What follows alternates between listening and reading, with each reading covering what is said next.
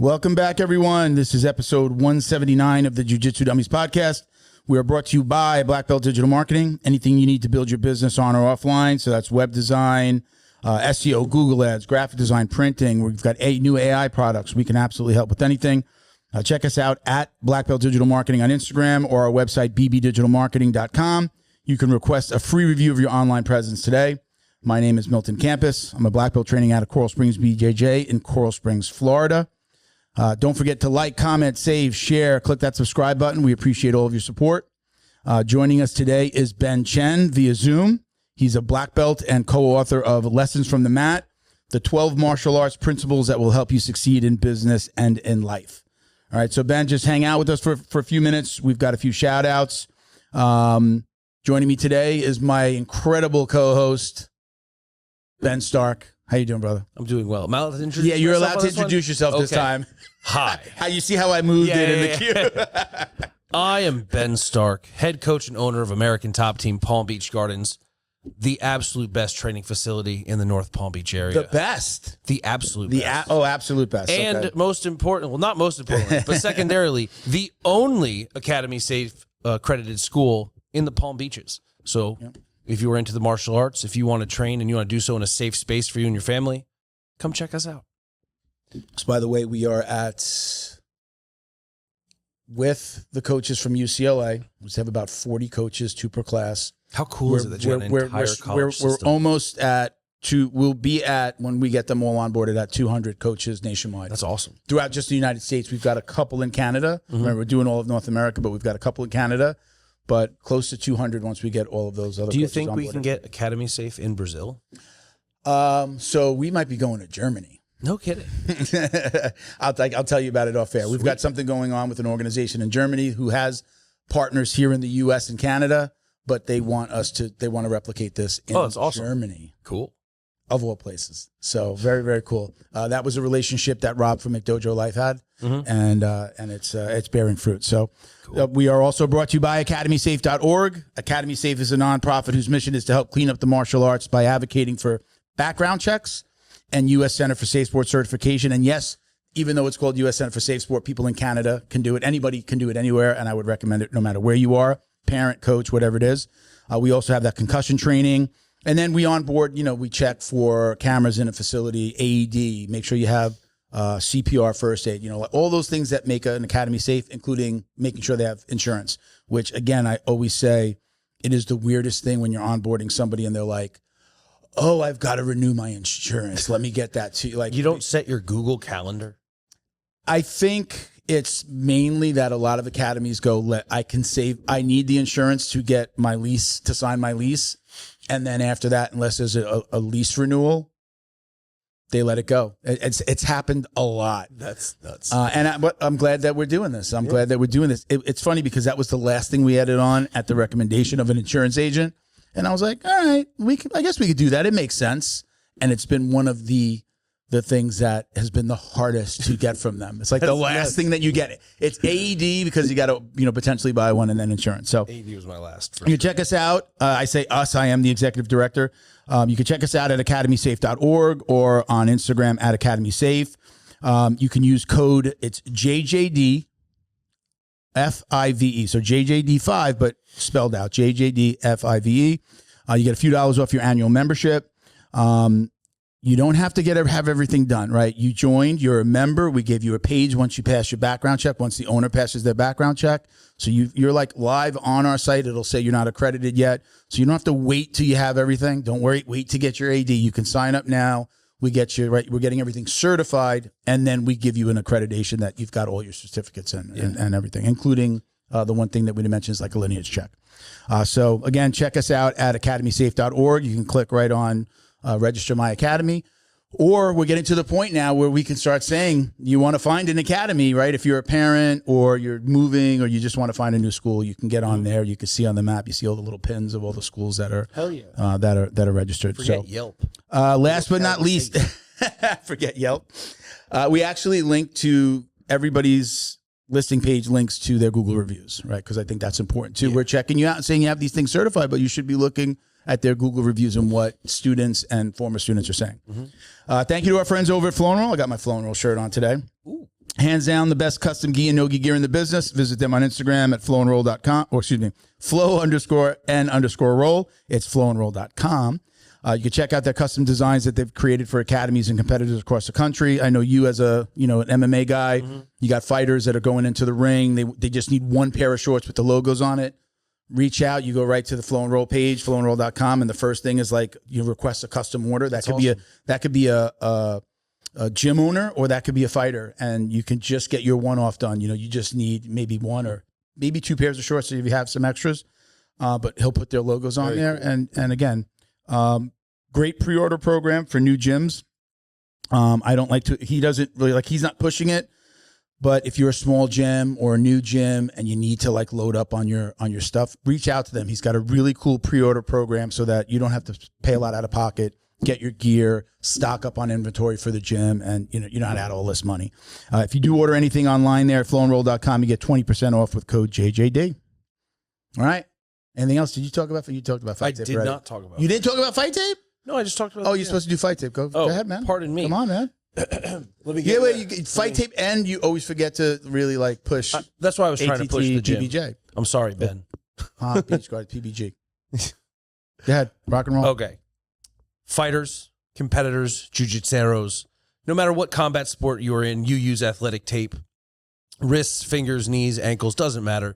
Get the absolute best, locally owned, and most importantly, cheaper than the big brands and higher quality. You wonder how we do it? It's because the big brands rip you off. I started buying it for myself, and I was like, why shouldn't I share the savings? So go to fighttape.us and get some of the best stuff on the market. So it's at fighttape.us on Instagram. Yes, you sir. are including the dot. I like to say that because people get I got confused by it because I don't see a lot of dots. But at fighttape.us, there's the Instagram handle, and it's also the fighttape.us is our website domain. All right, cool. All right. Thank you for being patient, Ben. We appreciate you. Thank you so much. Again, bringing in, we have Ben Chen with us today. He is a black belt. He is the author of, once again, let me go to the title here. Lessons from the Mat, the 12 martial arts principles that will help you succeed in business and in life. Welcome, Ben. Thank you for doing, yep, there you go. Books on screen. Perfect. Thank you for doing this, Ben. I appreciate you. How you doing today, man? I'm doing really well, Milton. Now, once again, I'll mention you wrote this book with Scott Burr, right? Scott Burr. He also did Worth Defending with the late Richard Bressler, which we had Richard on a few times, and Scott's been on. We're going to have Scott on in the next couple of months as well. We've got him booked on a show in the near future, so we'll have him come on and talk about the book. But tell me, how did you guys meet? Yeah, I think in my journey to find, people that are really focused on, Hixon's set of principles and training, another gentleman that I train with, third degree black belt Chong, we really started focusing on everything about Hixon, and I'm actually coming out there in a couple of weeks to train with Hixon again. But the net of it is that one of the things that we started doing was we started meeting with folks like, Jack Toffer, Chris Burns, Saunders. We started kind of going through the entire list. Sure. And, Scott came up in that list. So, I was just finished a lesson with Scott, and we were having breakfast. And I was telling Scott, I've been working on a book. And the book is essentially about the 40 years of training that I've had in martial arts with 3 different black belts, of course, most recently in jiu-jitsu. And how I realized that these kind of core things that I've learned, these first principles in martial arts, has fundamentally led to my success in business and life. Okay. Right. And in business, I've helped take 4 companies public in the United States. I've raised over $500 million in venture capital. And I've led a lot of teams to, do very difficult things. And, as I was finishing up one of my latest things, I realized, a lot of that all stems from this training that I've had and continue to do. And so I told Scott, hey, you know, I've got this book, and you know, Scott's kind of cool. You know, he's an award-winning writer, right? That's like what he does. He writes. Yeah. And so, you know, after breakfast, I, you know, said, why don't you just send me like, you know, like a chapter or two of what you're doing. So I sent him my notes. And I've been working on this thing for, you know, already like a year and a half, right? I mean, you know, and he, in 48 hours, he sends me back like the first portion of the first chapter rewritten. Wow. And I'm reading it from the email, and I'm like, fuck, you know, like, you know, I get it. You know, he's a black belt in writing. And I just immediately understood, like, here's someone that could take the core essence of what I was trying to express, but actually make it accessible. Yeah. Wait, what was that? Was that initial feeling what you just said, or was there a little bit of you like, I know there are a lot of guys that'd be like, this motherfucker here, he just rewrote my whole thing. Was there a little bit of that in the background, or immediately you were like, this, I recognize that he is truly a black belt at writing? Yes, I immediately recognized that. Yeah. Yeah. Good. So my question, you mentioned you were specifically looking for individuals from Hixon's lineage, and then primarily like his ethos, Right. Yes. right? Yes. So are you like a Gracie historian, or like specifically interested in Hixon? Like, did you come up with Hixon? Like, how did this? So here's what happened. You know, when I was a purple belt, you know, I started training when I was 47 in Brazilian jiu-jitsu. I'd already, you know, did Taekwondo for 10 years, Hapkido for 20 years. You know, I have a 3rd degree black belt in Hapkido. I mean, you know, I kind of felt like, oh yeah, I can do some stand-up stuff. But the reality is I always knew, man, there's that thing on the ground, and I drive by this gym all the time, and I'm fucking scared of that shit. But when I got to being a purple belt, you know, I already covered a lot of the Danaher kind of track. Okay. Right. And really, you know, memorizing techniques and moves and all this kind of stuff. So you're like a real researcher at heart, it seems. Yes. Okay. Okay. Yes. And, you know, one of my training partner, Chong, who I mentioned earlier, who, you know, who's, I think, been a black, yeah. I mean, he's been training for like, I don't know, jiu-jitsu for like 26, 28 years. It's a long time. And, you know, he said, hey, you know, I'm going to do this lesson with Jack Toffer. Do you want to come up to Orange County with me? We live in San Diego. I said, yeah, sure. Man, my first lesson with Toffer, I just felt like why didn't I learn how to just be in posture? Why didn't I learn about this concept of connection? I mean, it was just like so mind-blowing.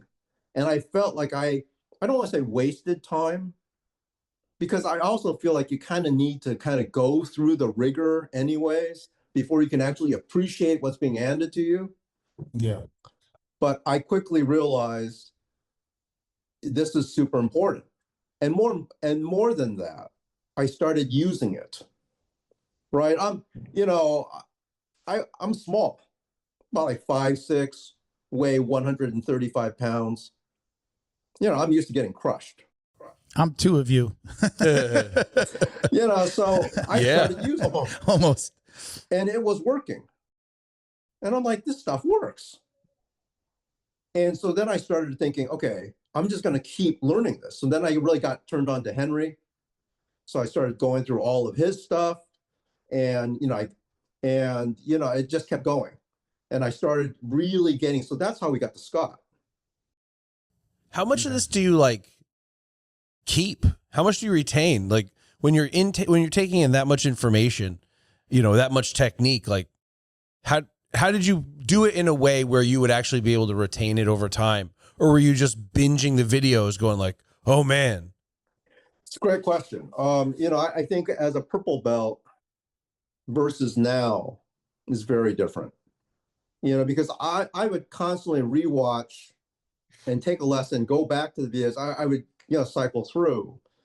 And in the beginning, maybe a lot of things are new. And so you're just trying to get the early aspects of it.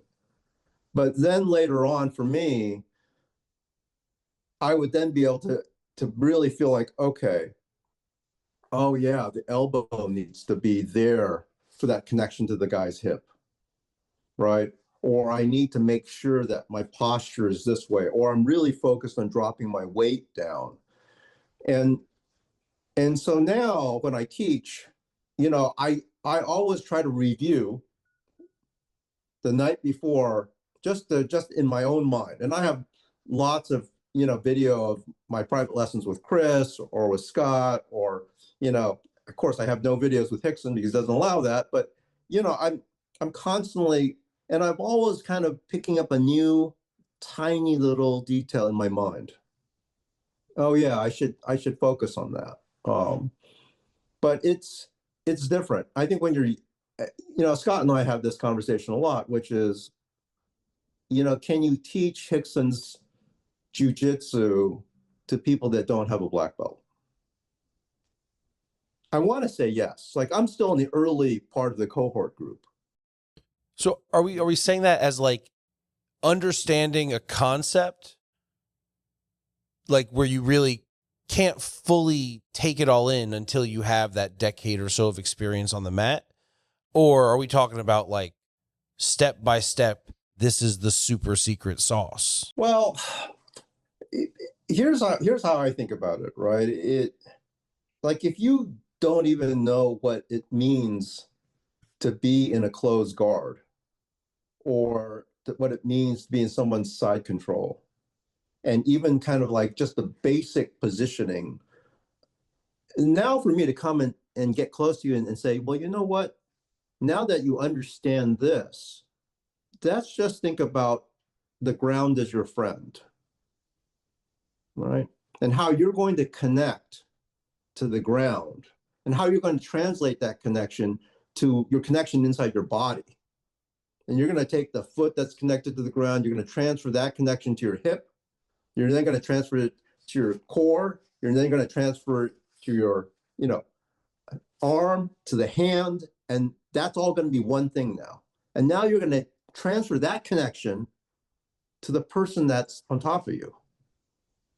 That takes a lot of real thinking, you know. And in the beginning, if you don't even understand the core position itself, it's hard to even get into that detail. That's so important. Sure. From like purple belt up, this should be stuff that you can, you know. Well, you asked the question. Did you wind up answering the question? Can you teach these core principles to somebody that's not already a black belt? I believe so. Did you wind up answering that question? The answer is yes. Yes, I believe so. But I think there's, within this cohort that I'm now part of, there is an ongoing dialogue, which is, well, really, you know, I mean, if you think about it too, like if you look at a lot of Hixon seminars, right? You know, he's like the iceberg. If you really understand Hixon, he's like the iceberg, and what you see, what you hear, what you can touch is just the very tip.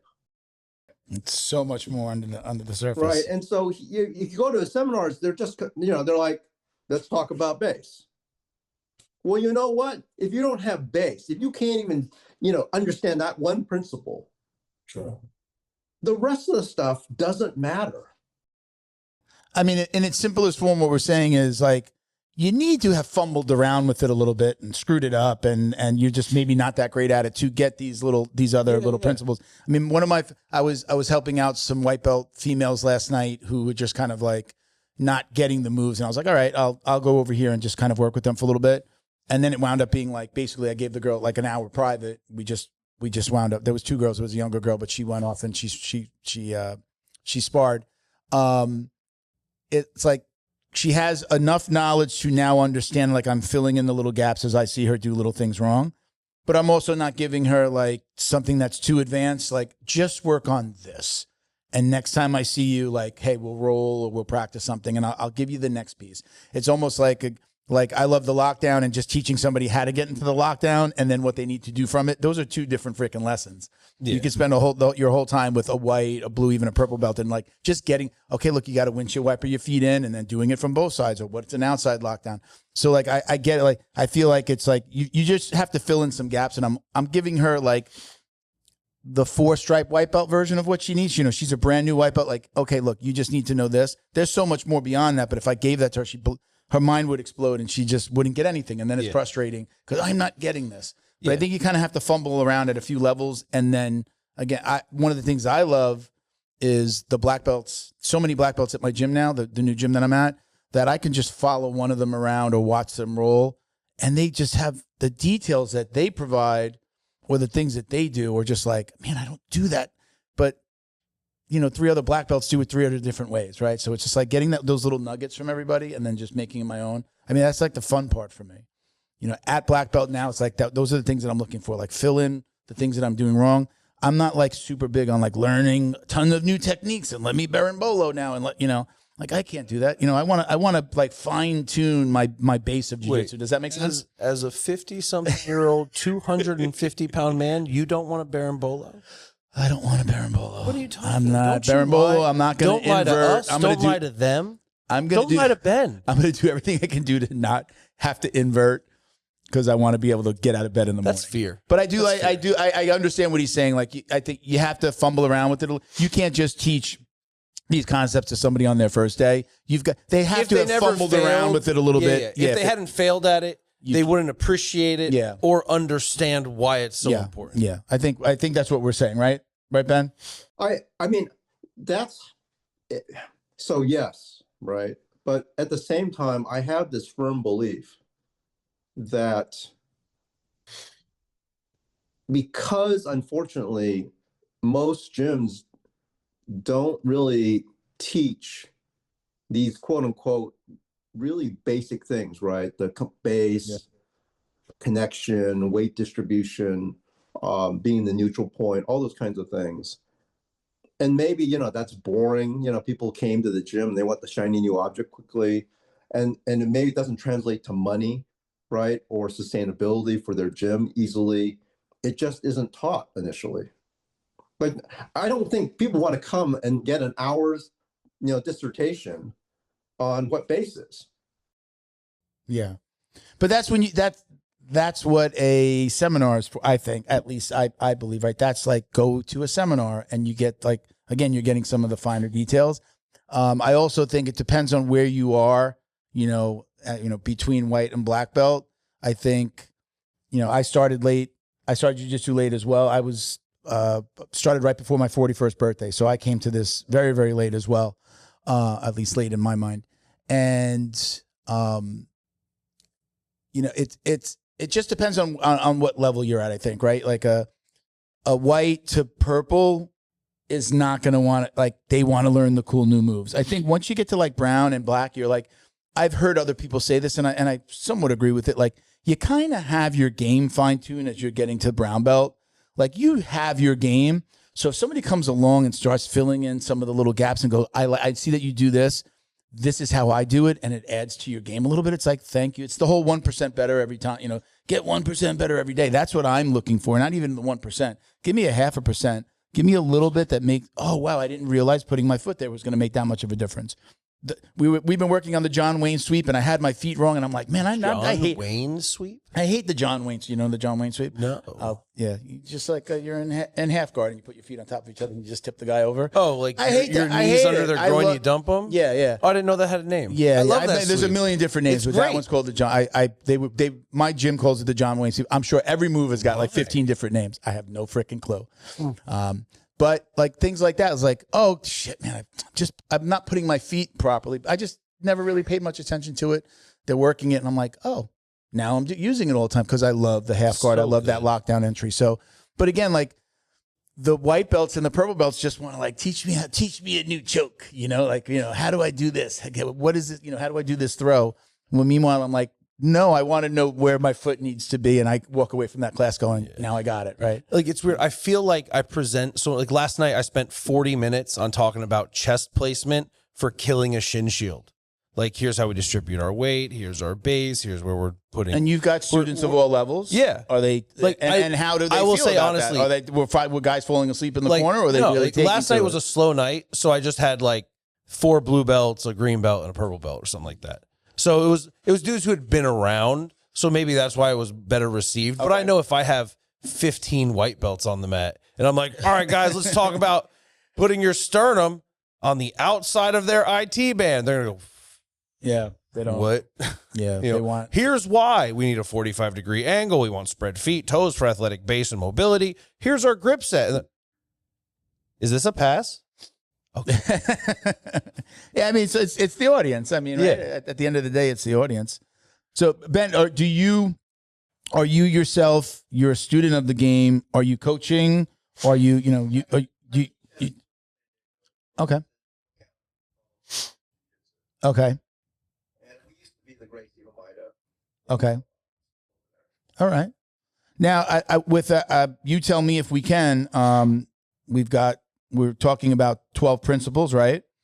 Can you list those principles and go through them and elaborate on maybe some of your favorites? Sure. I mean, so if you go through this listing of the book, if you think about these 12 principles, right? And I'll just put that out here. Maybe you guys can see that. Sure. These principles are nothing new. Okay. It's just that it's just a refocus about how I've kind of put them together, and more importantly, the specific stories of examples of how these principles can be utilized, from my life and hopefully in other people's lives. Right. So I'll just go through them really quickly. Right. The first principle is stillness. The second principle is what I call the ready stance. Right. The third principle is something we call your circle. Then we have the notion of connect. Then we have the notion of acting decisively. Then we have the notion of flow. We have the notion of what we call ippon, when you're actually going in for the kill. And then we go into this notion that, failure is success. If you're not failing, then you're not going to be successful. Can I give you my ex-wife's cell phone number and just text her that principle, please? Can you do me that favor? I don't think she's meant to understand it. It's not who she is. Just joking. If you or somebody you know is watching, that was just a joke. Then we go into the real bread and butter stuff, right? Which is, keep showing up. Compound interest works, right?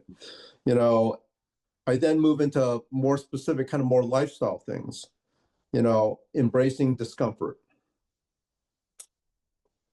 The notion of learning from people that are better than you. And then there's the final notion, which is really about understanding that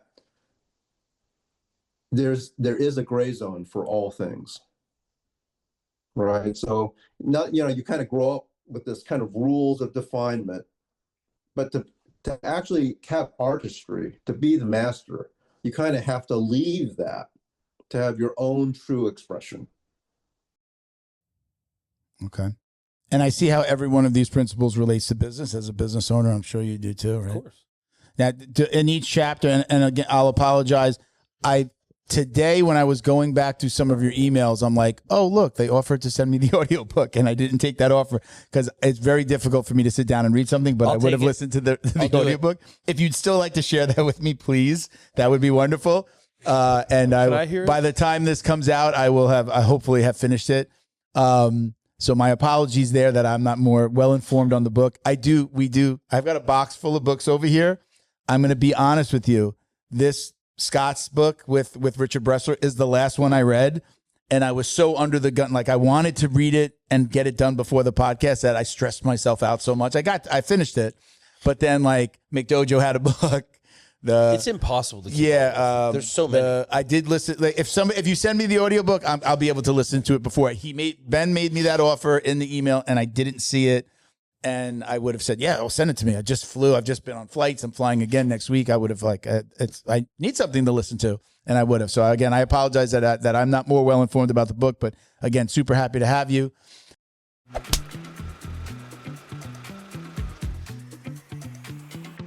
Hey, fellow jiu-jitsu dummies. Think about this. How well do you know the people who are training your kids? Does your academy run background checks on all staff members, not just the owner? That's why there's Academy Safe. We mandate those checks, plus crucial U.S. Center for Safe Sport certification and concussion training. But we require even more. Our accredited gyms must also have defibrillators on premises, CPR, first aid, and AED certification, security cameras, verification of coach lineage and ranks, and business insurance. Don't guess. No. Demand safety for your family. Find an accredited gym at academysafe.org. Academy Safe, the highest standards in martial arts safety. Special thank you to the crew over at Flow and Roll for all their support. Flow and Roll is renowned for their incredible no-gi rash guards, shorts, and leggings. Flow and Roll has quickly become the premier custom apparel provider for academies big and small throughout the United States. Reach out today to discuss your custom order and ask about their incredible pre-order program. You can send an email to flowandroll@gmail.com or visit their Instagram at flow_n_roll and shoot them a direct message. And yes, they can create an awesome custom gi for your academy as well. Visit flowandroll.com to check out their awesome designs, and remember, you'll get 20% off your purchase of t-shirts, rash guards, or gis with code JJD.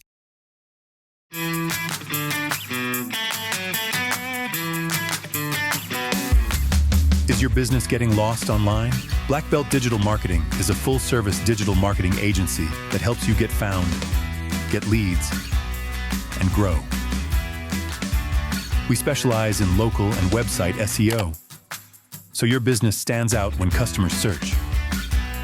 Our website SEO makes sure your site loads fast, ranks high, and stays ahead of AI-driven search, so customers find you first. More visibility, more clicks. More customers right when they're ready to buy. Grow your business online with Black Belt Digital Marketing. Visit bbdigitalmarketing.com or call 9542-204932 today. I have a question about process, going back to the writing of the book. So you mentioned how you sent Scott Burr like that chapter, and then he wrote a portion of it, sent it back to you, like, hey, look, this is what I think it should look like.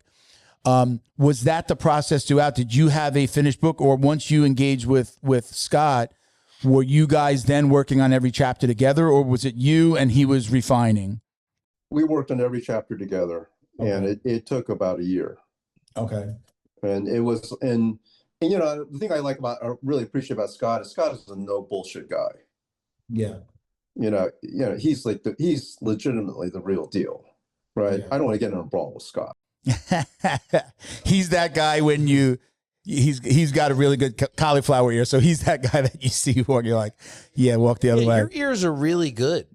I know they are. Same. Scott is a guy you do not want to be in the alley with, not against you. Yeah. Cause somewhere you guys, mentioned you have 6 black belts between you, right? You mentioned, so you have a jiu-jitsu black belt. You mentioned, was it Hapkido? And Taekwondo. And Hapkido. And do you know what disciplines, Scott, other than jiu-jitsu, what his belts are in? He has a judo black belt, and he also has also kind of a striking martial art that's a Korean black belt, I think. Okay. So you guys kind of know what you're talking about here. You've been around. A little bit. Look, when I trained in Taekwondo, that was a time before insurance required headgear, and it was full contact sparring. Oh, this is like Joe Rogan era, like when the guys were getting knocked out on gym floors. Yeah, it was real. You say when you say insurance requirement, you're talking about even just like practicing in the gym, right? Well, like a gym, not at a tournament. I'm coming to the gym, and my instructors are like, we have to wear these funny things now on our head. Those foam. The first ones were like those foam, right? The foam Like, gloves and the why? foam. And he's like, this is an insurance requirement now. Yeah.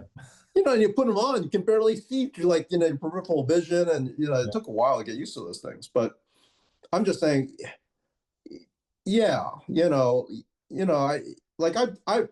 I may not have that, but, you know, my little body, I used to hit the bag and my knuckles would be bleeding. And I mean, I've had, you know, look, I understand what it means to be hurt. I understand what it means to go through the process.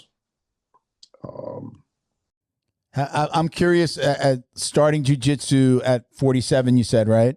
Starting jiu-jitsu at 47, what was that experience like for you? I mean, you've a black belt in 2 other disciplines. So like you're saying, like there was some wear and tear on the body already.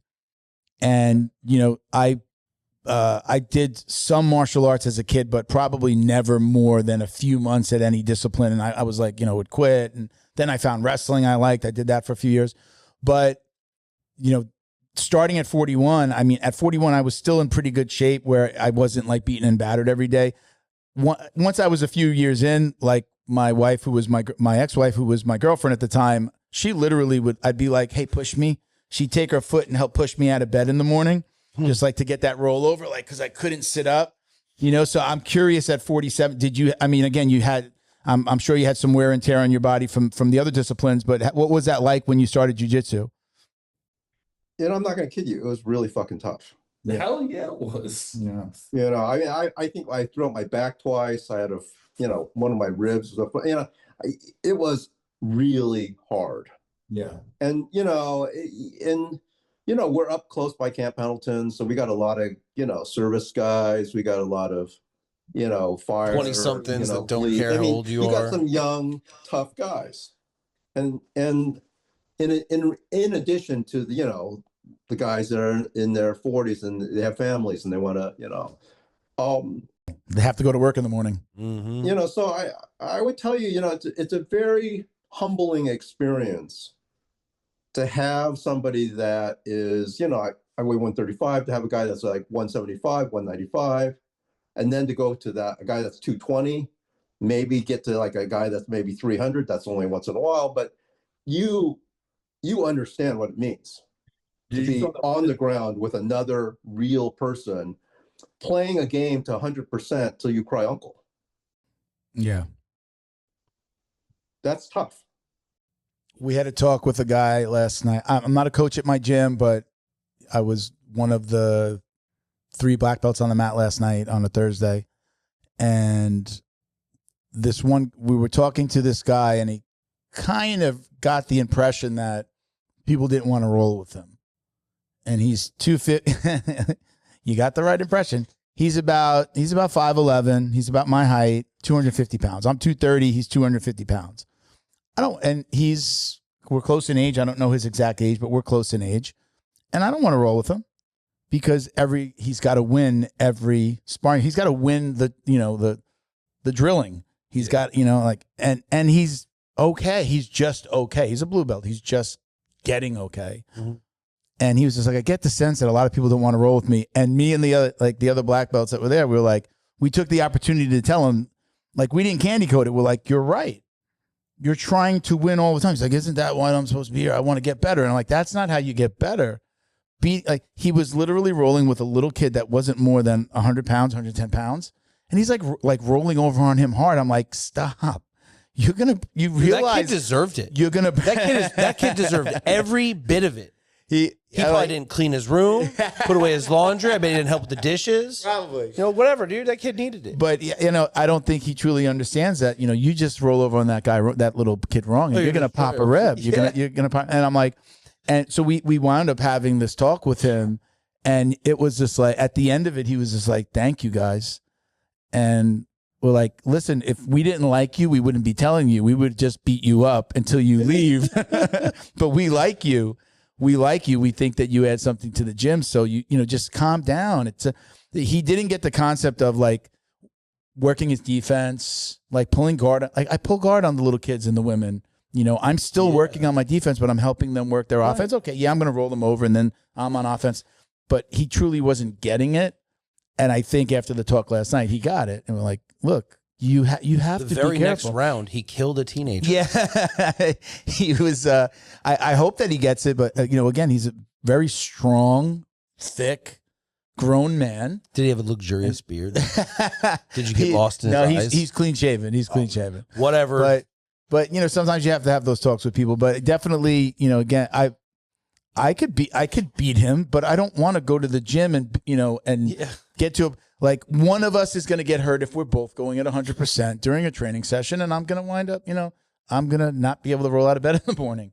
It's like understanding that concept. In his mind, he truly was like, well, but I want to get better. If I'm not winning, I'm not getting better. It was like, innocent okay, assholery. yeah, you've got it completely wrong. So, I mean, it's, again, everyone's a little bit different, but I told him, I said, we were all there. I said, you're exactly where you're supposed to be, because every one of the black belts that are talking to you right now, we're probably, the other two guys are both over 6 foot tall. Mm-hmm. And like, we were all there, nobody wants to roll with these guys. There's, I think, 1'6'2" and one is 6'4". Yeah.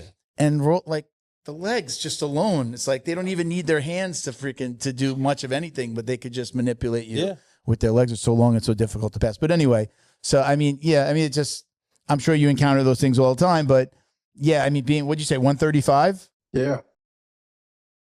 You are probably very rarely the biggest guy on the mat. Never, ever. And at 60, right? I'm usually one of the older guys. You look great for 60. Oh, thank you.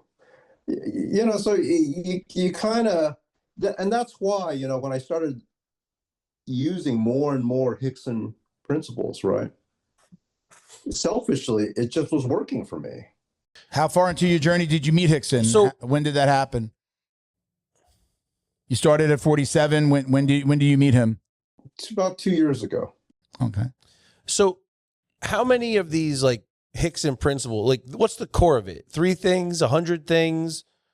I'm assuming from what I've seen on Hixon, it's like very simple, very concise, base, balance, contact.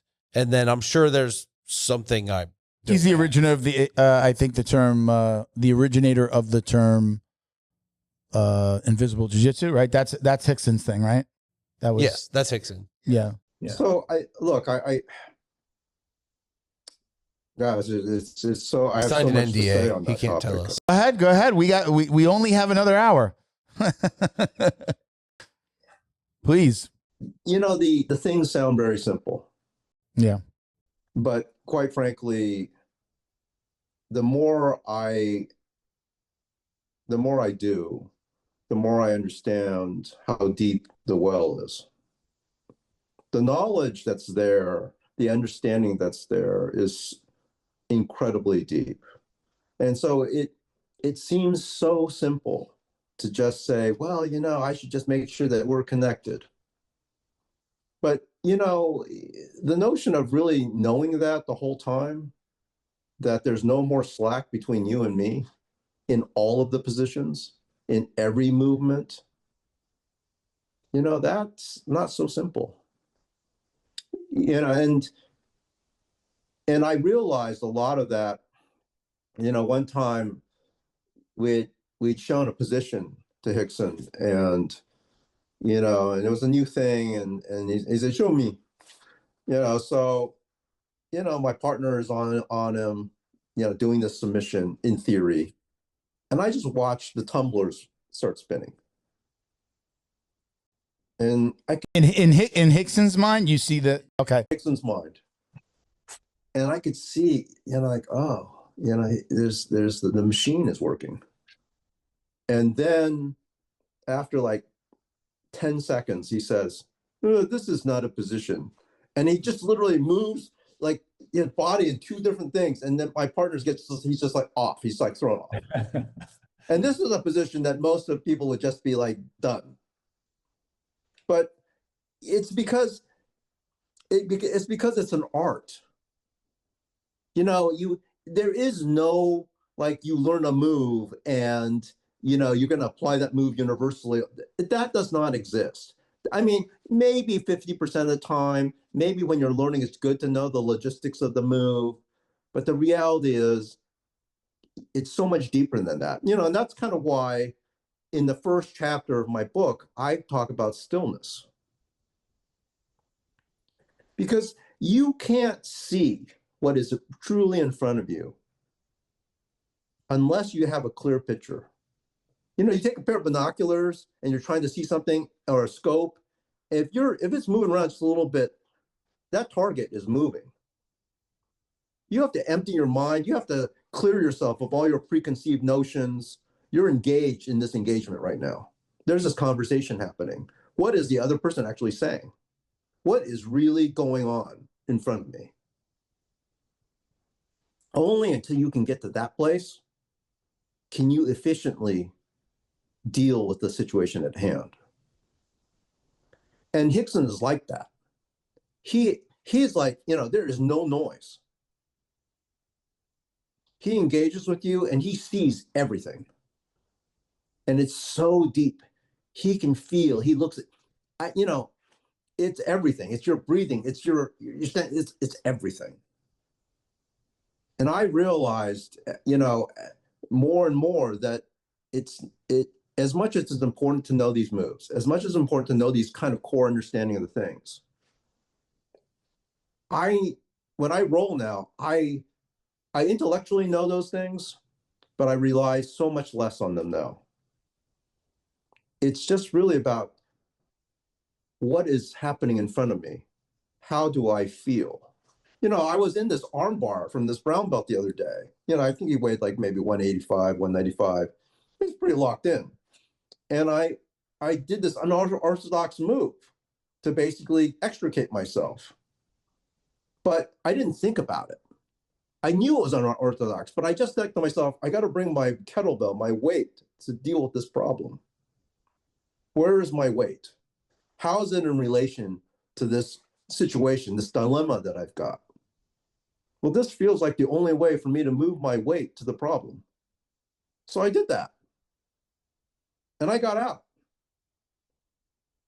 But it was just, I realized that it's so deep. And so it's like it's like the art is really kind of this truer thing about really understanding yourself, having the ability to see what is in front of you at all times clearly, and then in the engagement process, really embracing that. How intimidating was it to step on that mat for the first time? I mean, you know, for those for the young guns out there that are listening and don't know who Hixon is, look him up. But I mean, he's one of the first. Yeah, I mean, so here. Right. The first lesson we're having with Hixon is like in two parts. Is that a private, or you're like in a class or a seminar? Okay. So, you know, Hixon is basically talking about breathing. You know, I came here to learn the super secret, you know, thing, right? And we're starting the lesson about breathing. But you know what? I meditate and breathe every morning. It's like my secret weapon. Now, or you were before that? Now, after he talked about it. And what I would say is that, you know, after he gave us a couple of these basic things, it was then just, you know, my partner Chang and I, he was like, show me this, get out of his guard, pass, do this thing. And it's like, fuck, you know, it's like, I feel like we're on, you know, we're like, I feel like I'm being tested right now. You are. You were. To maybe get to the, like, maybe we can train with you again, sir, kind of thing. And it was hard and we're drenched. I've never been so, because you feel like, you know, I got to do my best, right? And your partner is also trying to demonstrate that they know how to maintain their guard. Yeah. And it's just, anyways, I had no idea whether or not we'd survived it or not. You know, I felt good about it, but, you know, maybe, yeah. I mean, when you're on the mat with one of the best, you definitely feel like, I would guess, like you feel like you are under a microscope. I had that feeling when I changed gyms again. I was like one of the only black belts at gym after getting promoted. It's only been a couple of years, but I've been at my new gym for about a year. going on my first Monday to my new gym and there being like 15 plus black belts, where it was like 2 on the mat on a Monday at my old school. Like I was one of the guys, right? I was one of the top guys. And then going to the school was like 15 black belts, 3 of them over 6 foot. One is a 24, 6'4" kid. Like it was intimidating. And like those first rolls, like I've had coaches come back and be like, you're rolling different than you did the first time. I was like, yeah, I was trying to be respectful, but not look like a freaking idiot. You know, who's this black belt coming from another gym up the road? So I kind of like, I wanted to do good, but I also didn't want to be the dick that's coming in, like, trying to beat everybody. So I specifically had one coach. It was just like, you're rolling different than you did the first time I rolled with you. I go, because I know you now. I didn't want to be an asshole and be like, he's smaller than me and be like, I mean, I can't submit. He's like maybe like 145 and I can't submit him to save my life. He's just, you can. He's just, there's no, I can't. He's just like, he's like a 3rd degree black belt, but like he's so technical that he just makes like, he'll just give me his back. And then it's just like freaking, I put my foot in the wrong place and there you go. I mean, it's just ridiculous, but I mean, I get that. I went through that. I went through that on a much smaller level with like people that, don't have that same name. But I could imagine what it would feel like to be like, oh, Master Hixon. One of the first things that I remember is, I'm on the ground in Hixon's Keskatami, right? And like he's looking down at my face. And I try one escape. Of course, it doesn't work. And he looks at me kind of like, oh, you know that one. That's good. I try the second. That doesn't work either. And I try the third. And each time it's like, there's like a little acknowledgement. Oh, yeah, it's good that you know that. And then after the third, it was like the pressure started increasing. And I literally felt that I was going to die. Like his weight pressure or the pressure to perform? No, there was the pressure on me. He was basically showing me, okay, buddy, we're on the street now. You tried your things. What are you really going to do?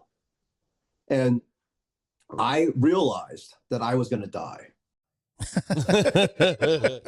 and it was a real sobering like moment because, I literally understood it's lethal. I'm really in a lot of trouble right now.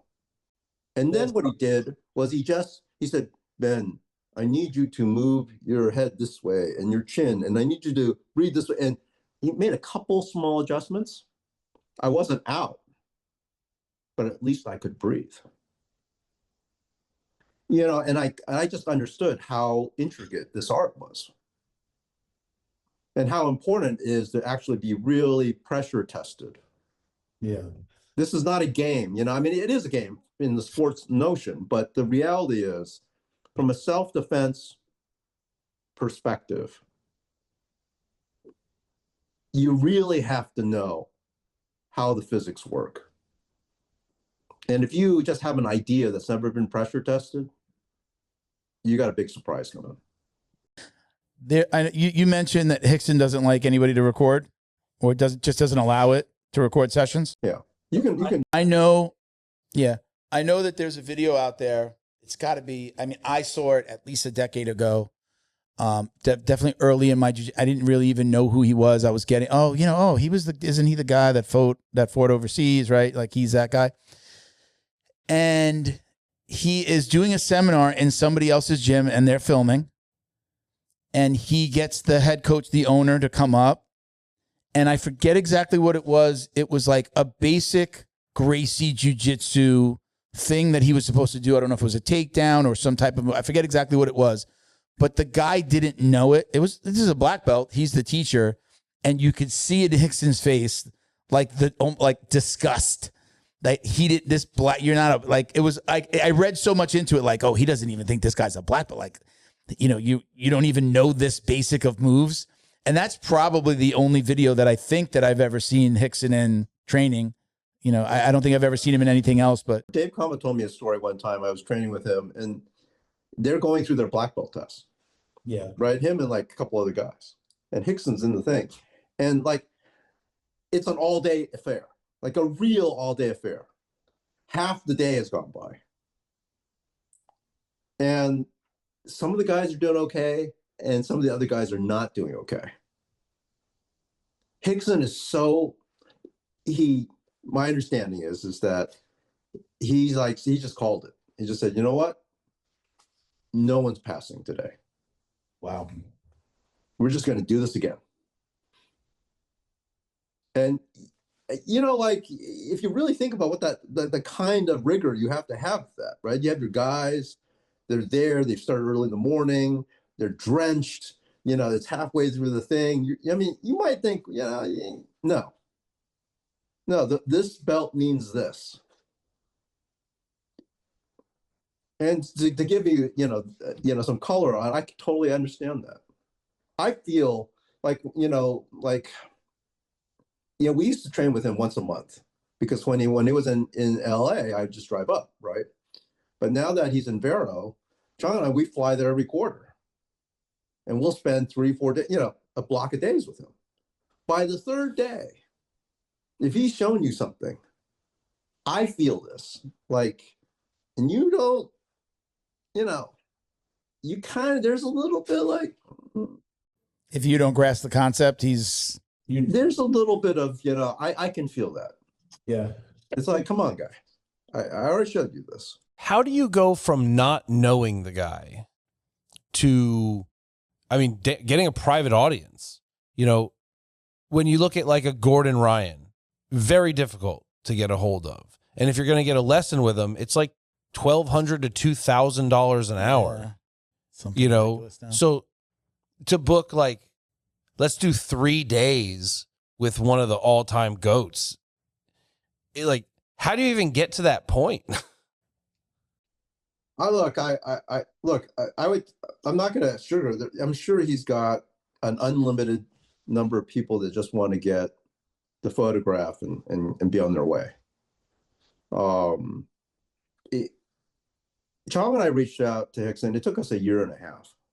Like, we had already trained with, pretty much you name it, that is a real practicing, professor that's under Hixon. And, finally, in one of the emails that we wrote, I said to Hixon, I said, look, I'm traveling a lot to Asia. I would really like to focus and teach your jiu-jitsu to others. Right. And we finally got a response. And I realized, it's about, I think, trying to preserve, his knowledge as best we can. So I give a lot of seminars in Asia, like whether I'm in Thailand and Bangkok, or I just did one in Tokyo. And it's still so amazing to me that even the most simplest things are still so new. Right. And you've got a room full of, black belts and as well as others. And it's still it blows my mind away. So are you training at a Hixon school in Texas before you got with Hixon, or were you coming from a different lineage? No, I'm a Gracie Humaita black belt. I got my black belt from Nick Steffen, who's a Hoyler, and a Hoyler Hegan guy. And Nick had trained with Hixon up to blue belt, but none of that. It's literally cold calling. We literally sent communication to him for 1.5 years, and it was crickets. I thought I heard names like Chris Burns before, like he's a Hixon guy. I thought maybe you had trained with them first and then maybe opened the door a little bit. By that time, I'd already trained with Henry, with Chris Saunders, with Dave Kama, with Jack Toffer, Scott Burr. I that's not. I don't want to take it. We're serious. It's not like we took it lightly. Sure. We're doing it hardcore every day, trying to do our best to to really understand. So it's possible. By the time we reached out, we continue to reach out. Do you know these guys? I'm sure that conversation might have happened too. Okay. And yeah, they're real, they're legit, whatever. I mean, that could have happened. Is this the job now? Are you retired, or do you still work, or you have businesses, or so is jiu-jitsu the thing now? I mean, whether it's a business, it's the thing that you do every day or most days. In my coaching for, if you're an entrepreneur or something like that.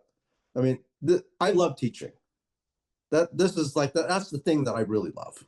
Yeah. I love giving somebody something, right, and having them, win. And it was interesting too. Like when I just came back from doing a seminar in Bangkok, and the guy at Bangkok Fight Lab, he said, that student that you taught the thing to for the guillotine thing, he just won the tournament with that thing. And he told me, he said specifically, that thing that Ben showed me, that's what, and I was like, it's weird. Like I was so happy. Like I felt so. It was just the greatest thing.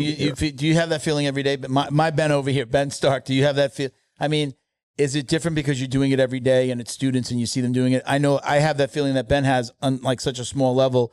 I'll just see somebody do something that I taught him at practice, and I'm just this feeling inside is just I'm like so happy that they're getting something, or that I was able to give them a little nugget. I get it, like when it's like the first time, or it's like a newer guy who's starting to go like, I'm starting to get it like that. And then again, like when they start to compete and you see they can take what you've shown and actually apply it to non-friendly roles. Yeah. And go on from there. Yeah. Non-friendly roles, is that what you call it? Non-friendly roles. That's competition. Yeah. That's in the ring. There's like, look, this works and this functions.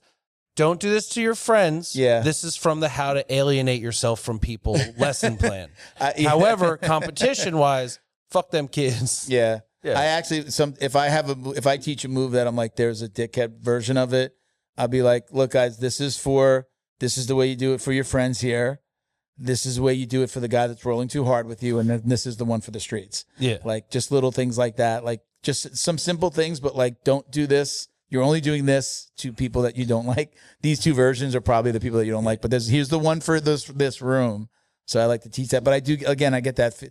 I could imagine that feeling. I mean, I don't know if it kind of goes away or it dissipates a little bit, but I get that because I'm not a coach every day that I'm at jiu-jitsu. Mm-hmm. But when somebody asks me something and then I see them implement something that I said, it's so gratifying. That first shot of heroin that gets you into coaching. Yeah. You're like, ooh, wait, am I good? Yeah, I love it. I spent my whole class pretty much, besides the warm-up time, a good hour with two of the girls and then a woman that's a white belt.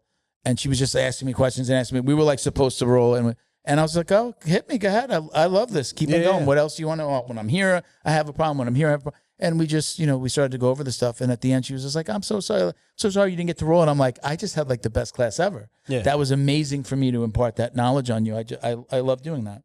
Mm-hmm. I don't want to own a gym though. No. The on the mat stuff is dope. Yeah. The behind the desk stuff is a headache. Oh yeah. I don't want to do that. I've had conversations with certain people about like partnering on gyms, and I'm like, I love the coaching part, but I do sales already. I don't want to come in and do. You could just be an investor. Yeah. You don't have to take a physical part. Well, yeah. Not a huge ton of I'm looking at talking to people about like, we'll do the marketing. What does that look like? We'll partner with you, do the marketing. You don't have that marketing expense. You concentrate on getting them. We'll get them through the door. You get them on the mat. Mm-hmm. Run the gym. So we're looking at some different things, like how we could leverage the marketing company. I got $25 and a ham sandwich. Yeah. So we could relate. I mean, again, I'm just a practitioner, but I know you can relate. It's a great to what feeling. He's saying. It's like a muted version of watching your kid do something you talk about. Yeah. That's just your jiu-jitsu baby. Yeah. Yeah. So you get to do this every day, Ben, huh? You're out there. How many days a week do you normally train? I'm sorry. Sir. Go ahead, Ben. I was just noting, Ben, you have a gym in Palm Beach Gardens? Yes, sir. Yeah, so my sister lives down there, and so I come down there. A lot of times when I'm coming to see Hixon. Please come. Is Hixon here in Florida? No, not that I know of. He's in Vero. Oh, Vero Beach? He's in Vero Beach. Oh wow. Okay. Really? Okay. Oh snap. Well, does he have a sure pool you're welcome. out there? Is he running a program? Because I think in Florida you'd have heard about that. Yeah. He just teaches out, he just teaches out of in Vero, just like he did before. And it's the same situation. Huh. But I'm saying he has an active school, or is he just bringing people in for privates? Yeah. Okay. All right. Okay. That's nice too. That's cool. How's his back? Look, Hixon is is one of those warriors. Yeah, he's fought a lot of fights. Yeah. Yeah.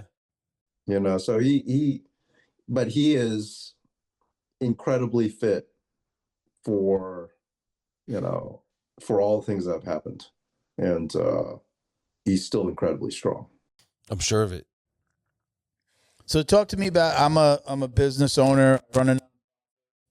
Talk to me a little bit about the business side, if you don't mind, of some of the things you've done. Doesn't necessarily have to relate. I like to geek out on business stuff a little bit. Well, I think one of the interesting runs that I had, was when the internet came along, which you guys are all clearly aware of now. I think this internet thing's going to take off. I think this Google company's got. It might be big. I think it's the next big thing. So there was a company called IXL at that time, and this was in 1999. And at that time, the notion of making websites was becoming a thing. So I was the global chief technology officer for this company, IXL. We grew that from 60 people to 3,000 people worldwide. And we did that in 3 years. Jeez. And 20% of the Fortune 500 companies were my clients. Wow. So, how do you scale like that? Building Delta Airlines website, Federal Express, the first version of WebMD, you name it. And at that time, just in our New York office alone, we had almost 600 people just in one building. Wow. And you have strategy people, you have people that have the purple hair and are the creatives, and then you've got hardcore engineers, right? And it was an amazing time, and I got to see a lot.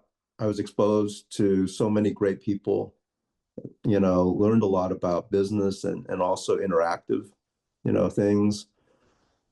So yeah, I would say that experience, really shaped a lot of things that my understanding of technology in the world right now. Were you doing martial arts this entire time? When did you start your martial arts career? As a kid or as an adult? I started martial arts in college. Okay. And a friend of mine basically said, "Oh, I'm going to go do this Taekwondo thing." And I said, "Paul, okay, maybe." I'd always kind of wanted to do it, never had a chance because my parents were always so super focused that I had to be only on book stuff, right? And here I was, freshman, freedom, chance to do something for myself. And so I went, and there was this guy by the name of Jun Chong. He was there. I had to, his gym is in Los Angeles, right on La Cienega and Wilshire, right there. And he was short, short guy, small, kind of like a Benny Yakitas kind of guy, and really a kickboxer guy. And we had a lot of interesting people there. Dolph Lundgren trained there. Superfoot, Wallace was there. And it was an amazing time. Like I got to learn from him, and and he's the one that in the third chapter of my book I talk about the circle, right? So I'm there, and we're getting ready to spar, in the early part of my training, and I'm like flailing around, I'm like moving around, doing all stuff, and he's like, whoa, whoa, whoa, whoa. He walks up to me and he says, put your arm out, okay? Put your leg out. And then he spins me around. That's your circle, buddy. There's nothing. You don't have to expend any energy till the circle is met. right? And that was very profound, this concept. You know, and I loved it. I just loved it, even though he had this knack of just hitting you in the ribs until you defended that position over and over and over again. And you know, it was fun. You know, and I gained an appreciation and there's that fraternity, right? You know, you have this fraternity of people and you're suffering together, right? And you're learning together. And, you know, you sweat enough on the mat and you're just like, okay, you know, you gain a respect for what you do or what you don't do. And you can't replace that. There's nothing that replaces time on the mat. Talk to me about the decision to start jiu-jitsu. You kind of touched on it before. There was always this thing that you knew, like, I need to do that. Like, walk us through like your thought process at that time. Because I know for me, there were for many years, I did stand up at a gym that was kind of like literally a cross between like CrossFit and like a boxing, like an I Love Kickboxing, but you were like doing aggressive movements, and then you after the 1 hour you could stay and do Muay Thai sparring. Like there was kickboxing classes, but I used to watch the jiu-jitsu. I'm like, I know I need to do that. And I just was like, it was so hesitant. It was just different to have these big dudes like laying on top of each other. I'm just like, I would watch, but I never took action until a friend of the family opened up a gym. But I know for me, it was just like, I know I want to do it, but I held back, and I watched, but I held back. What was your thought process at that time when you decided to get on the mat, on the jiu-jitsu mat? Well,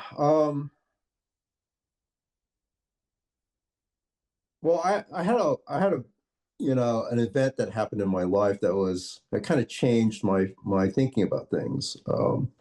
A little over 20 years ago, my first daughter passed away in a tragic accident after her first birthday. Wow. And it was kind of like a neutron bomb drops into your life. You know, like there is no noise after that happens. At least for me, it was like, you know, and so for me, it kind of got to this weird place where it's like, well, you know what? Life is unpredictable. Anything can happen at any time. So you start getting really selfish. You start getting really focused on things that are important to you. And so here I am, you know, I'm driving and I'm thinking to myself, you know what?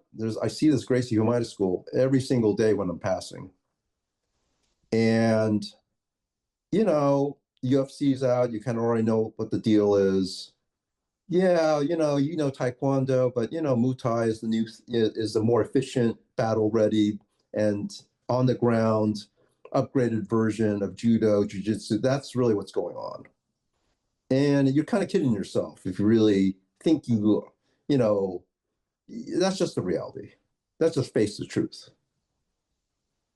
So I just decided, I was having this kind of like, you know what, if I don't do this now, I'm just going to always just kind of, the truth I'll have known the truth, but I've not addressed it. And I wasn't going to let that happen. So I walked in, you know, and it's been an incredible experience. You know, I think it's always, you're scared, you're more scared of the things you don't know. But you know, I talk about that in my book, where it's that it's the not knowing is actually the problem. But the more you know, you're kind of like turning in little tiny lamps in the big room, in the big scary room, you know, and you start seeing more. But to be frank with you, it's kind of like, you know, life's short. I don't want to live a life that's not truthful. I don't want to live a life that doesn't have the meaning that I want. And that's just that. And everything else is noise. Right? So you can get, like, it's always that way, right? It does, you know, like a space shuttle debris thing could just land and just crush me right now, and I'd be gone, right? I mean, it's always there. It's unfortunate that it takes such a stark reminder of how life could happen for me to take this kind of action, but that's kind of what happened. Wow. Profound. It is. Look, I didn't mean to make it real heavy. I just think that, you know, it was also incredible. It was really life-changing in a sense that, you know, full contact sparring is interesting. You're kind of doing high-speed tag fighting. Because, you know, you tag a guy in the head with a kick or a punch or whatever, you're not going to try to knock him out. That's just not cool. Yeah. But you're going to tag him enough where he knows, okay, you missed that, buddy. And that could have been serious. Do you still train in your other disciplines? Are you still active, or is it all about jiu-jitsu now? Not as much. The first year I cross-trained. Yeah. And that was really hard. I was just tired. And then the reality is I just fell so much more in love with jiu-jitsu. Gotcha. You know, and became my all. You know, it's like, it just is so encompassing. And there's just an incredible feeling, at least for me, like, you know, I'm rolling with a guy that's bigger than me, right? And he's going hard. Let's say he's a, you know, mid-level blue belt, you know, maybe close to 195. And, you know, and I'm like, you know, magically on top of you now. You know, like I'm now magically maybe getting a submission on you. Right. And he's bucking around like a giant fish, right? You know, and I'm realizing, like, gosh, this is actually happening. You know, like little me is on top of this guy. And there's nothing, it just, the feeling is so, I can't express it to you. I think it also had, for me, I'll speak for myself. For me, there's this, the fact that jiu-jitsu, there is no end to jiu-jitsu. I don't think that a lot of other disciplines can say that. Like, I think there's a finite amount of ways that you can kick, you know, but there is an infinite amount of ways that we can do jiu-jitsu. Every single movement, I mean, we're talking about our entire body, 4 limbs, you know, using your head for base. Like, it's infinite. And infinite in, you know, we would probably, the three of us would do the same move. Like we talked about the John Wayne sweep before. You're like, oh, I didn't know that. I don't know if you had another name for it, but I've seen that move done a few different ways. Now, times that by, again, an infinite amount of moves, and 3 people, 5 people, 10 people all have their own little way of doing it. I tried to be respectful last night when I was showing a move, and I didn't correct the coach before me's move, but I added something to his before I showed mine. It was just kind of like it was the hip bump, like from guard right. You're in. It's like a hip bump sweep, but I'm like, you have the Kimura there. The hip bump is there, great. It's a great move, but know when you've taken his arms off or her arms off, if you can hip bump, but if you hold on to that arm, don't pass the Kimura is basically what there's a group of like lower level guys. Like, don't miss that, right? So like, he didn't teach it. They didn't teach it like that on Monday. And here I am going, guys, there's like a little pit stop here along the way that might, I always talk about, I'm older, conservation of energy, my bad back. It's hard for me to sit up certain ways. So I just, you know, everybody teaches differently, but that's the beauty of it for me. I fell in love with it because like, oh, this is never going to end. There's always going to be something. And again, at this point in my jiu-jitsu journey, I'm like, I like getting those little nuggets from people and asking, but can you show me how you do this? Yeah. But that's why I have fallen deeper and continue to fall deeper in love with jiu-jitsu.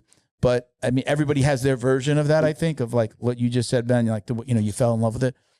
That's one of the reasons why I continue to fall in love with it, because I know when I go to the gym next week, I'm going to learn something that I didn't know, or somebody's going to show me a way to do something that I like to do better. Make sense? Mm-hmm. Right? So, I don't know if you have, like, you as somebody that also does stand up, does that happen with like certain stand up aspects of it as well? Like, I know I fell in love with jiu-jitsu before I tried jiu-jitsu. I say that too. I mean, like, I remember watched I was like a UFC fanatic, and I'm like, I need to know that thing on the ground. I was a child. Yeah. Like, UFC 1 happened in 93, so I would have been 11. I think I still lived in Connecticut, so I had to be 11 or 12. When is tough? How old were you when you got on? That was 2009. 2009. So when did you start? What'd you say? I started in 2001. 2001, 2009? No, 2002, because it was my 21st birthday to myself. Okay. Yeah. But I was in love with all of it, like, as 11, 12. And it just took me that long to find a place to do it. Yeah. And realistically, before then, like parents that would allow it. Because I was out of the house at that point. Ben said the same thing. Yeah. That was a no. Well, my parents were trying to get me to do it all the time. My I parents had a were big like, mouth. you're going to be a dentist, you're going to be an accountant, you're going to be a lawyer, you're going to be a doctor. You don't need to know any of this. You'll just hire someone if you need something done. I had a big mouth, and my parents wanted to make sure I knew how to defend myself, so they were always trying to get me to do martial arts. Like, you're going to get slapped around with that big mouth of yours. Don't come home with a black eye. Learn how to defend yourself, and you probably should be a lawyer. Is what they really like instilled in me. No self-defense in my Neither family. one of those things happened as they wanted. My mom ruled the roost so heartily. Like my dad was a state level wrestler in judoka, and I didn't even know that until I started competing.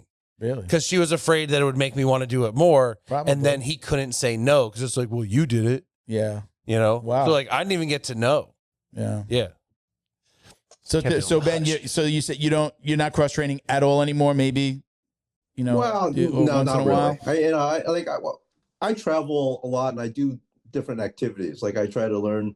Like I was in Tokyo and I was learning how to, have the longbow and shoot that, or Japanese archery is or doing some real.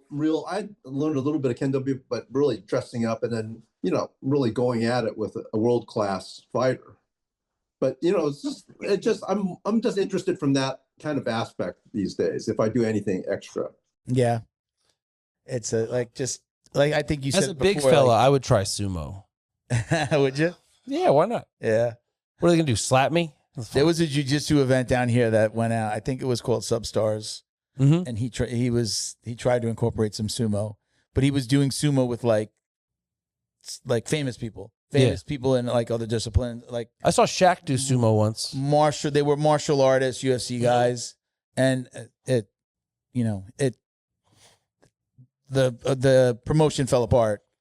Yeah, So many do, but he was trying to do sumo. He was trying to incorporate sumo. I can into see why jiu-jitsu. sumo wouldn't get big here, but it is obviously in its traditional home. Yeah, Like there's so much nuance, there's so much behind the scenes, there's so much tradition, and it just isn't present. So you go, cool, slap fighting, throwing and tripping, got it.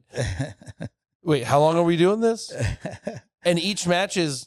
I've that never long? watched like a whole sumo. I probably just seen like highlights, like Yeah. most people probably just have, or Well, most matches aren't very long, no. a handful of seconds. Yeah. You know, Before I forget, you mentioned Chris Burns a couple of times. Did you train with him, under him? no, I've taken multiple lessons with Chris. I hear he's a very unique individual. And he also he came to our school, gave a seminar. I love Chris. Yeah. Chris is, I think what's really interesting about Chris is that I really feel like he has really come into his own. I'm a big consumer of his social media. I love his stuff. Yeah, because he had journaled, right, all of his time with Hixon very carefully, and then Did he start with Hixon?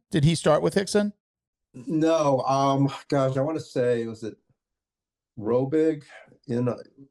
There was he was in Australia. There was a guy that he was training with or something like that. Then he went to a Hixon seminar, and then that led to the whole I'm flying to go get training. But because Hixon said, I think he was like an okay in the seminar or something like that. And then and then so Hixon kind of says to Chris, "Oh yeah, you in LA, you can come, whatever, right?"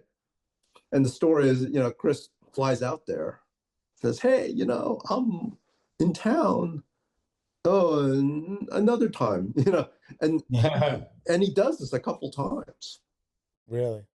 Before Hixon's like, "Oh, you've flown out here the third time," or, before he kind of gets the nod. Yeah. That's so old know school. a podcaster who interviewed Chris, and I'm not sure this has happened to us where, especially in the beginning, somebody just hears podcasts. Maybe we were like, this was when we used to reach out to a lot of people. I had a girl that would just message people to get them to do scheduling for us. And a lot of people would just think it's just audio. So you would be like, hey, here's the link. And this is video as well. Yes, it's video. Or even people have showed up. I had a girl show up one time. She's like, "Oh my God, I didn't put on any makeup. I thought we were just recording audio." So anyway, recently he was on a podcast and he showed up in his pajamas. So he's getting introduced in his pajamas, and I made a comment to the guy. The guy had been on the show, the man of law, right? At man of law, and he was just like, "Yeah, he's a character." I go, "Did he show up in pajamas on purpose, or did he not realize it?" I go, "I think he did it on purpose." He's a jiu-jitsu guy. Like, he's in his pajamas anyway, right? There's this era of jiu-jitsu guys, and they're basically college stoners. Yeah, Just like, oh, this is comfortable. I'm on a Zoom. Do you know who we're talking about? The Chris Burns. Have you seen him? I just looked him up because it's not a very uncommon name. Yeah. His picture looked interesting. He's if it's the right guy, he's great concepts. I like the way I like a little comedy in my jiu-jitsu. We were talking about that last night about, like I talk to roles even with my professors, I joke, I make comments. I have this little thing where, I'll point at the mat and there's nothing there, but they look at it and then I attack them, like just jokingly, so we can have fun like that.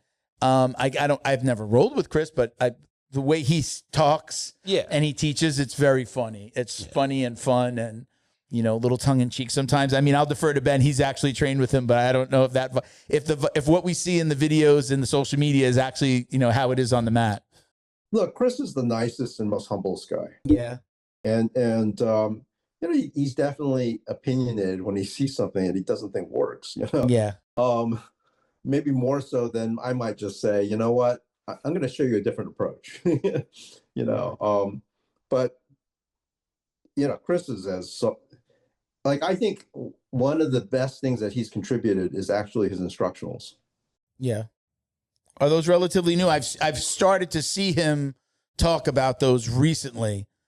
Yeah. He's a really, really good instructor, and he covers the details so minutely, and I greatly appreciate that, he's definitely, I would definitely, if I was coaching someone to try to, if they were hungry, right, I would say, look, you have what Chris has been putting out there. You've obviously got what Henry's been doing for a long time. These are good places for you to start. Scott has actually started putting out some really interesting instructionals too. And what I love about Scott's is it's almost like like a really pre-first principle. Okay. Because he also has a background in judo as well as, really understanding body mechanics. So that's also another perspective. But yeah, there's, we're very, it's really important, to try to preserve, to try to make sure it's not, fully lost. Watered down.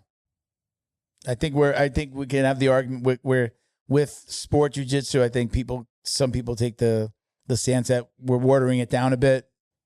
Well, it's just different, like you're not going to do Baron Bolos, or you're not going to do your weird somersaulting things if you're worried about getting punched, or if you're worried about, some knee coming down and crushing you or striking you.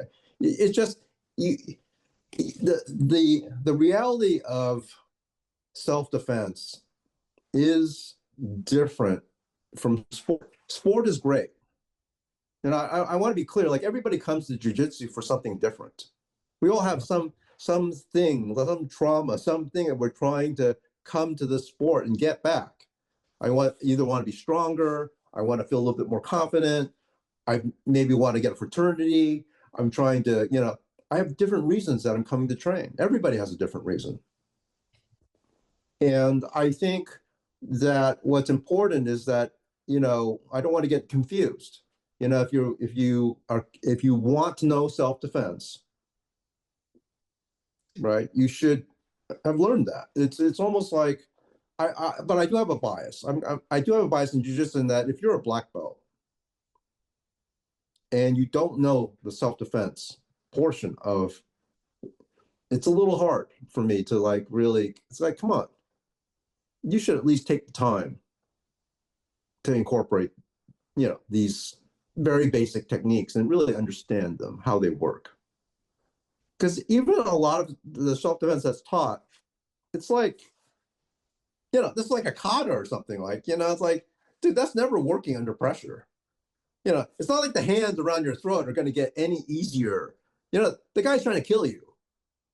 Now, really, what are you going to do? And they're usually bigger than you. It's unlikely that someone's your size that's going to pick a fight with you or try to crush you or try to hurt you, brother. This guy over here.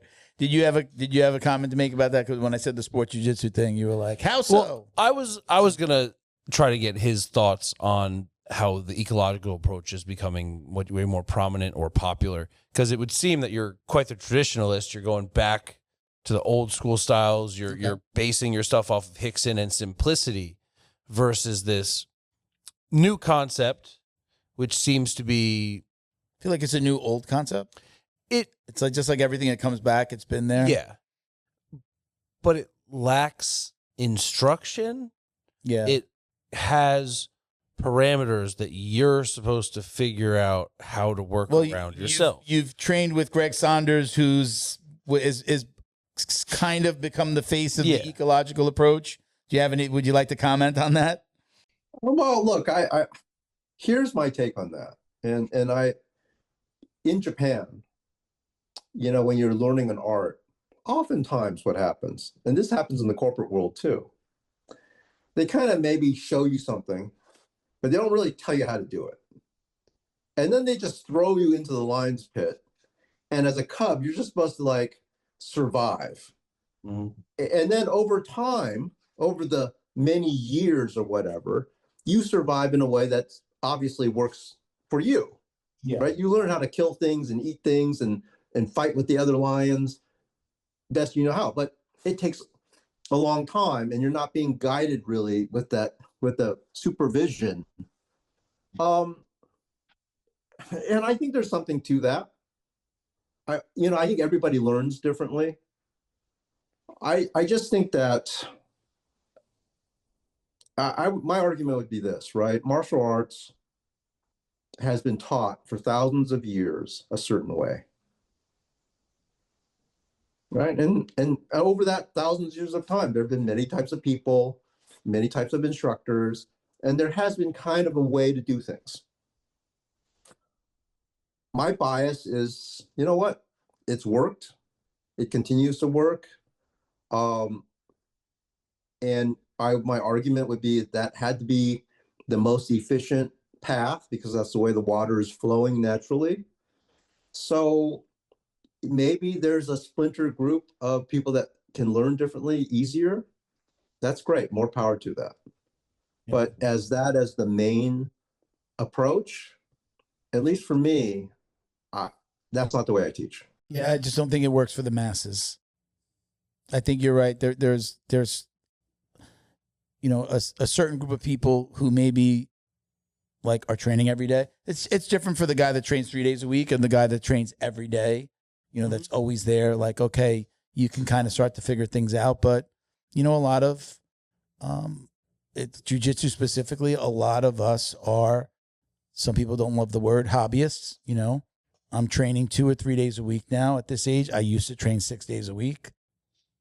Like couldn't get me out of the gym. Mm-hmm. Cross training. Luckily, my first school, like we went as a group to other gyms on a Saturday. And they would come to us. We usually worked with the same gym. They'd go to us, we'd come to them, like back and forth. So it's like, that was always, a good thing. But I just don't think that for the hobbyist, they're going to get the most out of it unless you're giving them very specific guidance and training. It might work for the guy that spends hours a day in the gym or as a coach or, as a staff member. Mm-hmm. Versus the guy that's just coming in like, you're going to have to really teach them. You have to really lead the horse to water and make them drink. Right. My take on it. I mean, let's not forget, right, that, when jiu-jitsu was being first taught, it was a one-on-one experience. Mm-hmm. Right. This concept of classes was not a thing. And I do think that everybody learns differently. So it's really important that as an instructor, that you really understand how that person learns, right? And you can feed them and guide them in a way that makes their experience less difficult, more efficient, more safe, right? I mean, that's kind of the job. Yeah. Efficiency. So before we run out of time, let's go through what we call The drill down. This is again, just some of the most popular questions. Some of them might feel or sound silly, but these are the ones that most people are like, especially the lower belt, they want to hear this from the more experienced guys. So I'm just going to run down this list. Feel free to elaborate, but we can just go through it quick as well, whatever you'd like to do. So the most common question that we get is, what's your preference, gi or no gi? Definitely, I like gi. Yeah, that's my preference. But I train in no gi as well. Okay. Takedown or pull guard? For me, I usually pull guard. Okay. And that's because I have a torn ACL in my left knee. Okay. Do you use one of the old school Gracie kimonos with the short sleeves? No, I do not. It wears, I like to have as much coverage. Like even my rash guard is a full size rash guard. Yeah, you should wear a Spider-Man suit anytime you go on, especially mats that you're not in, that like you don't clean. Yeah, if I visit, I would wear gloves if I could. Yeah. Long sleeve rash guard, spats. Mm-hmm. Yeah. Favorite submission? Rear naked choke.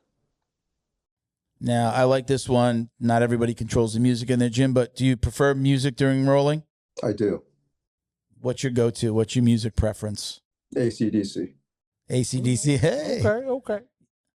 I've oh no, that's Metallica. I was gonna say I love that Enter Sandman. Oh. Like on the were you here, Ryan?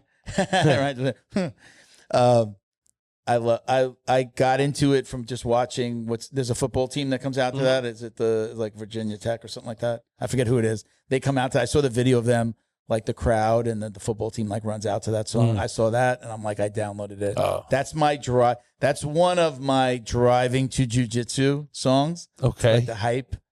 And I want the first minute and a half, and then I'll go back to the beginning when it starts, and just keep on going back to the beginning. I'm a big book on tape guy while I train. I like all kinds of music, but definitely when I'm going to jiu-jitsu, I like to get something to get me hyped. So you're a martial artist, you're a businessman. What do you think you would be doing right now if you hadn't have found jiu-jitsu or martial arts?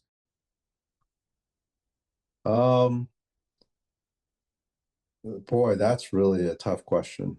I don't think I would be doing anything different than I'm doing, to be quite honest with you. Yeah, I'm doing what I love to do. Yeah. Yeah. Okay. Are you you mentioned Chris Burns and his instructionals. Are you a big consumer of instructionals, or even like, the 1 minute, instructionals that we see on like Instagram and TikTok? Do you watch that stuff? It's very focused now. I'm only watching, Hixon, Henry, Chris, Scott instructionals fundamentally. You mentioned Danaher early? Were you a Danaher guy? I was in the beginning. Yeah, long ago, and I have a lot of his stuff, but right now I'm hyper focused on Hixon stuff. So I watch those. I have the nice thing about Chris and some of the other guys is I've recorded lessons with those guys, right? And so I'm constantly reviewing and refining and looking at things. Okay. Are you a fan of the UFC? Are you an MMA guy as well? I mean, yeah. I appreciate the UFC. Yeah. Yeah. Favorite competitor to watch, jiu-jitsu or MMA? Do you have somebody that you really like? That's my guy. I like Gordon Ryan, just from the sheer fact that he is so calculated. Yeah. He's calm, calculated. He gets into the engagement, and whatever the engagement is, he knows where he's going, and he's just patient. He's just applying a ton of pressure on you, and eventually you make a mistake, and he slowly weaves his way to that position he wants. Yeah. slowly is there was somebody recently, somebody recorded, I guess, like a Q&A after a seminar, and somebody was just like basically asking about like, how did you like consciously, I guess I'm paraphrasing here, but like, did you consciously realize that you were slowing the game down for everyone? Like, they go at your pace, and he has this way of like getting to a position where he slows it down to exactly how he wants to submit you. It's like almost like a boa constrictor going slowly. Train really painstakingly. Like I was there, at Henzo's gym in New York, and I trained at his gym when I traveled to New York. And I got to see, Donaher teaching one of these other guys. And it was literally, Donaher would roll with him and show him this thing. And it was like maybe 20 moves. And literally, he would recite these 20 moves. He would reset, and they would move painstakingly, very methodically, very slowly, every hand placement, every foot placement, every knee placement. And they just did this over and over and over again. And I was kind of blown away. I was just like, okay, I get it. This is like, you guys are hardcore. This is super serious. So my next question was, what is your ultimate goal in martial arts? And again, typically I would say, what's your legacy? What do you want people to remember you for? Look, for me personally, my goal, the reason I do martial arts is really just about seeking truth. It seems weird. It seems like, but it's really about that. For me, it's about the notion of seeking the truth. And then as part of that, it's really cool because you kind of discover more and more. The more you learn, the more you interact, the more you learn about yourself. Sure. Right. So for me, it's about, if I leave a legacy for anything, it's really about, one of the reasons I wrote the book, this little tiny journal, whatever, it's really for my current daughter. Because I felt like, gosh, one of the big regrets that I had was not being able to convey all this things that I wanted to teach that person, show them. And so I want to leave a legacy. Okay. And the notion of seeking truth in your life, that's the legacy that I want to leave for my daughter. Was this your first book? Yes. Or have you written okay. Do you feel like, all right, I like the process, I've got other things I'd like to say. Do you feel like there's another book there? Yeah. So Scott and I are talking about that. Yeah. Okay. All right. And our very last question, I think this is probably the most important question that we ask every single What do you guest. think of Derek Moneyberg? No, not that. Oh. Do you or do you not wash your jiu-jitsu belt? And I'm going to add in, and why? I never wash it. Never. Never. And I learned that when I started training in Taekwondo. That was a Really? Yeah, like you were, and part of it is that it carries the way I take it personally, right? The way I think about it is that, it's a thing that carries my sweat, right? My struggles, my learning, and it's with me, and it's been with me on the mat, on all these mats around the world. Right. And I know that people do that, but I was instructed and given that tradition long ago, sure, which was, this is sacred. You're to protect your belt. You're never to wash it. And that was the thinking. And that's how I grew up. So that's how I do it. Ben goes, I don't know if you heard You Ben. hit it with a Lysol real quick. Watch out. Look, My old Muay Thai coach used to like spray Lysol into the gloves, Yeah. and like we put them up at the end of the class. Right. Yeah. Yeah. I do. I do one of two things. It's, everybody's probably heard me say this a million times. I'll either Lysol and I mix in like a neutral zone clean, like a spray.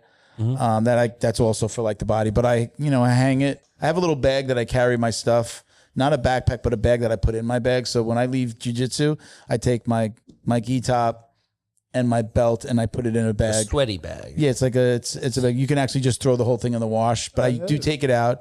But yeah, then I was a belt washer up until black belt, and now I do wash it maybe like once a month. But most of like between classes, I'm just Lysoling. Once a month doesn't seem Because I feel like reasonable. it's going to get up and walk out of the apartment by itself one day, you know. As long as you air it out, you're good. All right. So, Ben, we're going to close on. Go ahead. I was going to say, I still exit the gym and I always bow before I leave. Yeah. And that's what I was taught. Yeah. Yeah. I bow when I exit the mat.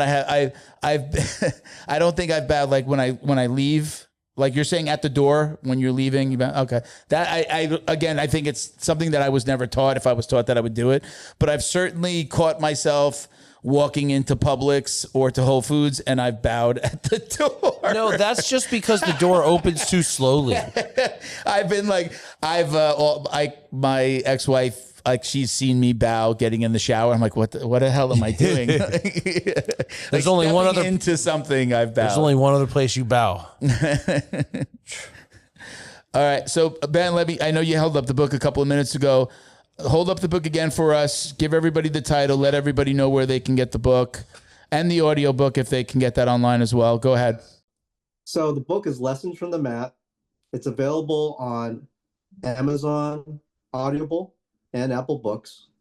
And, you know, if you're my age or in your 40s, I would definitely recommend the audiobook.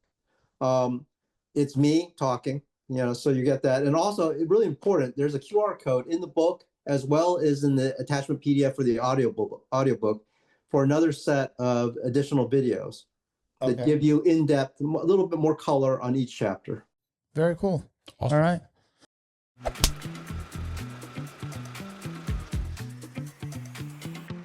Hey, fellow jiu-jitsu dummies. Think about this.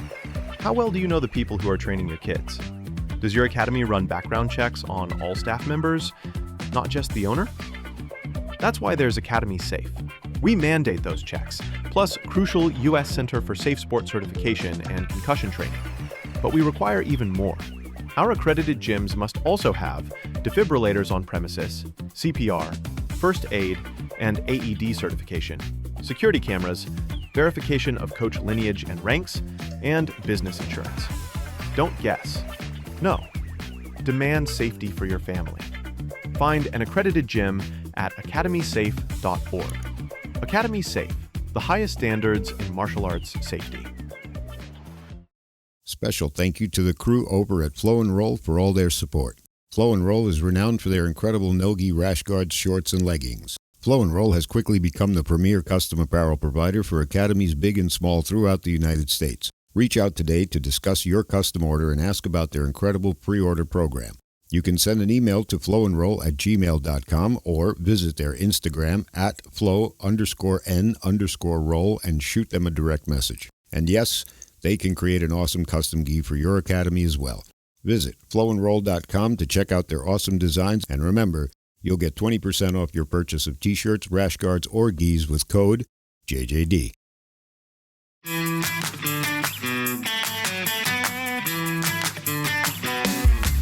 Is your business getting lost online? Black Belt Digital Marketing is a full-service digital marketing agency that helps you get found, get leads, and grow. We specialize in local and website SEO, so your business stands out when customers search.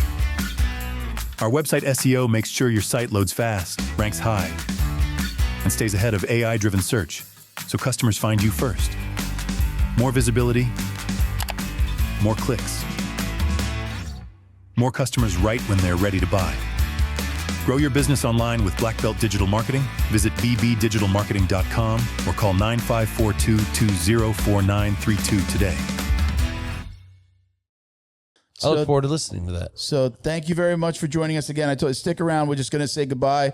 We'll thank you to Leo Optics. I found a couple of glasses, Ben. Oh, did you? I got them here for our next in-house guest. Awesome. I remembered mine today. So Leo Optics, shout out to Leo Optics, our go-to brand for sunglasses and apparel featuring their unique bamboo sunglasses. You want to go ahead and show the camera the little, so you got the stripe on the inside, right? You can get your stripe Like obviously this would be for a black belt. Born in Southern California, their products embody the BJJ lifestyle that we all know and love. You can visit Layout Optics and use code JJD to get 10% off your order. They are also supporters of Academy Safe. You can check us out at Jiu-Jitsu Dummies for all the ways to watch, listen, and support. You can check me out. I'm the guy behind the Jiu-Jitsu Dummies handle, but you can check me out at Uncle Milty BJJ as well. Shout out to my daughter who got married last weekend. Woo-hoo. It was amazing. One of the best parties one of the best receptions parties I've been to. Awesome. A bunch of 30-year-olds running around dancing their asses off. How many of them were single, Milton? Hey, let's not get into that. But my daughter Tori's amazing. She works for my marketing company as well. We missed her this week. She's been on her honeymoon, but my God, we can't wait till she gets back. And we've got a load of work for her when she gets in. But that was amazing. You want to give yourself one more shout out with most the fight importantly, find me on Instagram, MMA Coach Ben. Great follow. I've said it a million times. Throw a triangle choke on that follow button. Be sure to lock in with the goodies, which recently has mostly been your stuff. I've been a little lazy with my socials, but that's okay because we still have Fight Tape, the absolute best in combat sports. Get everything you need for your fight, your corner, and your jits. I almost wore one of your t-shirts today. You should. They're very stylish. You have your Hammer Jiu-Jitsu shirts on fighttape.us, right? Shopify is giving me issues with a lot of my older designs. I have my Fight Tape shirts and stuff. Everything's up there. Okay. And I do have a little like subcategory for like my old gym prints. Yeah. But for some reason, all of my like non-gym affiliated designs just don't want to show up. I got to yell at Shopify. And we could take a look at it together. Cool. So, all right, Ben, thank you again for joining us. I appreciate you so much. Thank you for reaching out. Again, if you want to share the audiobook with us, we'd love to hopefully, even before we'll launch this usually by like the Wednesday after we film. So today's Friday. We should have this out by next Wednesday. I'll tag you. I'll let you know that it's coming out. We'll do, we do a lot of promotion after on, for a few months after we'll be putting out videos and cuts so we'll share them, definitely, accept those invites to collab when you can. All right. But thank you for doing this again. Thank you for watching and listening, everybody. Peace, love, jiu-jitsu. Peace.